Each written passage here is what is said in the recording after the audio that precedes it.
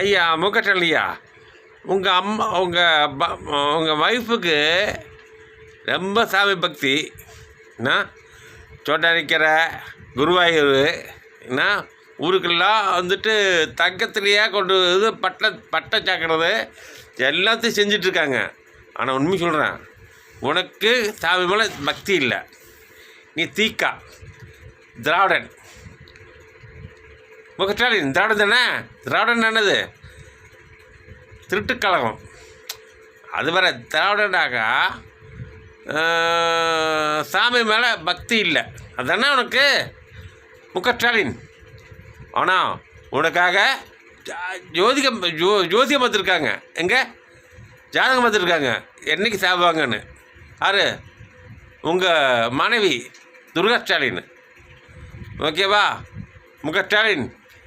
நீ ஒரு பக்கம் தீக்காங்கிற, உங்கள் மனைவி பக்கம் ஜோதியம் பார்த்துட்டு இருக்கா. என்ன கிடையாது? நான் நாட்டை ஏமாத்துறீங்களா நீங்கள்? இல்லை கேட்க ஸ்டாலின், நீ முதலமைச்சர். உங்கள் அம்மா உங்கள் ஒய்ஃப் யார்? துணை முதல்வரா? துணை முதல்வர் பையன். அவன் ஒரு 300 பொண்டாட்டி வச்சுருக்கான். எல்லாத்துக்கும் 400 கோடி 100 கோடி 40,000 50,000 கொடுத்துட்டு ஒரு 2 லட்சத்துக்கு ஒரு 3 லட்சத்துக்கு வாட்ச் வாங்கி கொடுத்துட்ருக்கா. யார்? உதயா ஸ்டாலின். நான் கிடையாது.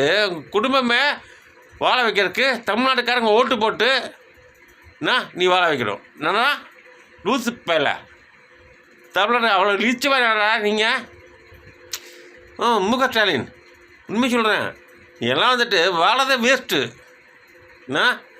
தமிழ்நாட்டுக்காரன் எவ்வளோத்துக்கு பைசா சாப்பிட்டியோ அந்த அளவுக்கு நீ கக்கி ஆகணும். கக்க வேண்டாம், நாங்களாம் எடுத்துருவோம். அதாவது இது ஒரு கதை இருக்குது.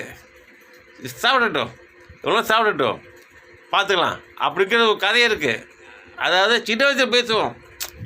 எப்போ ஒரு 10 வயசில் 12 வயசில் பார்ப்போம். ஏலா எவ்வளோ நாளும் சாப்பிடட்டும்டா, அதெல்லாம் வாங்கிக்கலாம்டா அப்படி சொல்லுவோம் சின்ன வயசில். ஆனால் இப்போ இந்த சின்ன வயசு ஞாபகம் வருது. ஸ்டாலின் என்ன ரூபா எடுத்தாலும் சரி தான், என்ன ரூபா கொண்டு போனாலும் சரி தான், அப்படியே தூக்கிடுவோம். எங்கே என்ன பின்னாமே சரி தான்.